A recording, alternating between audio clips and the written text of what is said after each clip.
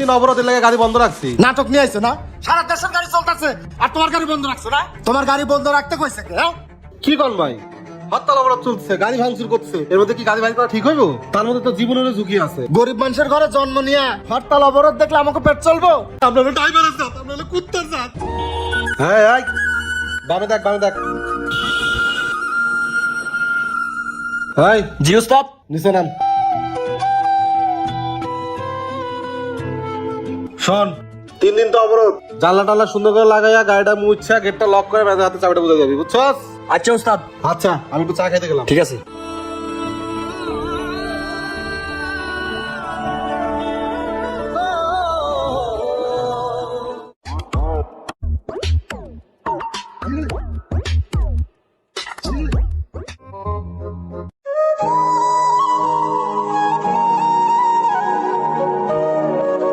বস, এই যে গাড়ি চাবি।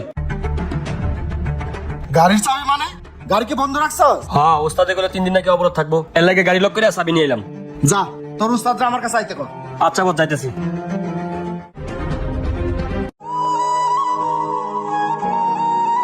ওস্তাদ, কি রে? ম্যানেজার তো আপনার ডাকে। কি কস? মেলা ডাকে? হ্যাঁ। আচ্ছা তুই যা, আমি আইতাছি, যা। আচ্ছা।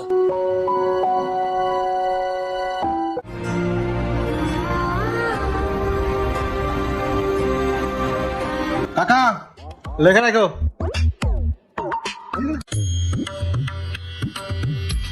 আসসালামু আলাইকুম ভাই, ডাকছেন? ওয়ালাইকুম আসসালাম। রাখছি। শুনলাম গাড়ি নাকি বন্ধ রাখছো? হ্যাঁ, 3 দিন অবরোধের লাগে গাড়ি বন্ধ রাখছি। নাটক নিয়ে আইছো না? সারা দেশের গাড়ি চলতেছে আর তোমার গাড়ি বন্ধ রাখছো না? তোমার গাড়ি বন্ধ রাখতে কইছে কে? হ্যাঁ, কি কোন ভাই, হরতাল অবরোধ চলছে, গাড়ি ভাঙচুর করছে, এর মধ্যে কি গাড়ি বাইর করা ঠিক হইব? তার মধ্যে তো জীবনের ঝুঁকি আছে। গরিব মানুষের ঘরে জন্ম নিয়ে হরতাল অবরোধ দেখলে আমাকে পেট চলবো? যাও না, যাও, গাড়ি নিয়ে বেরো, যাও। আচ্ছা ভাই, যাইতেছি।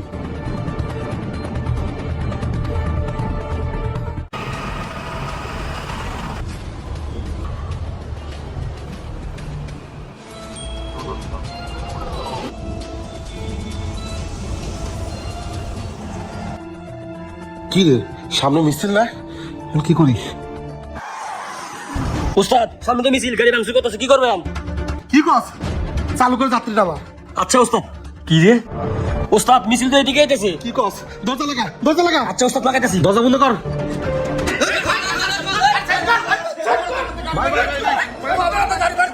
ভাই মারেন না, ভাই সাজেন, ভাই মারেন না, ভাই। ওস্তাদ আসেন।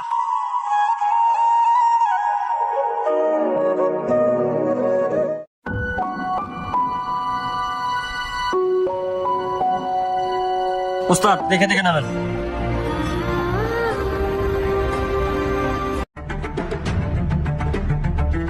আসসালামু আলাইকুম স্যার। স্যার ডাকছেন? ওয়ালাইকুম সালাম। হ্যাঁ ডাকছি। এই অবরোধের মধ্যে গাড়ি বের করছে কে? আমার গাড়ি পুরলো কেমনে? আমার গাড়ি ভাঙচুর হলো কেমনে?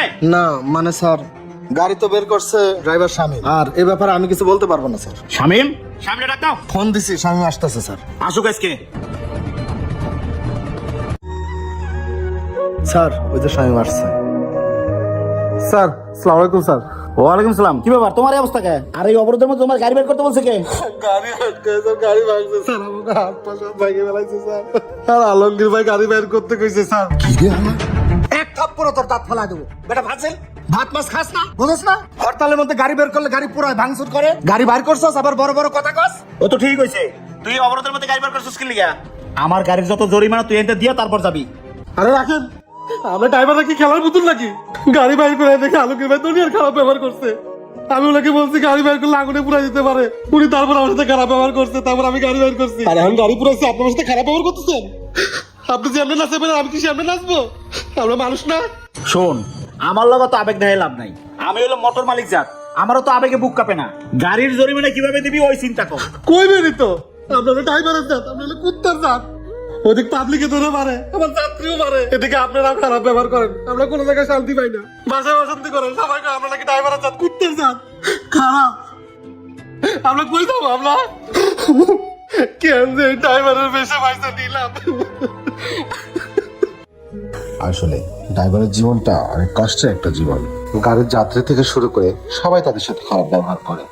আসুন আমরা এই সমস্ত চিন্তা ভাবনা থেকে বেরিয়ে এসে আমরা তাদের যোগ্য সম্মানটুকু তাদেরকে দিই। ভিডিওটি ভালো লাগলে বেশি বেশি শেয়ার করে সবাইকে দেখার সুযোগ করে দিন। তো সবাই ভালো থাকবেন। আসসালামু আলাইকুম।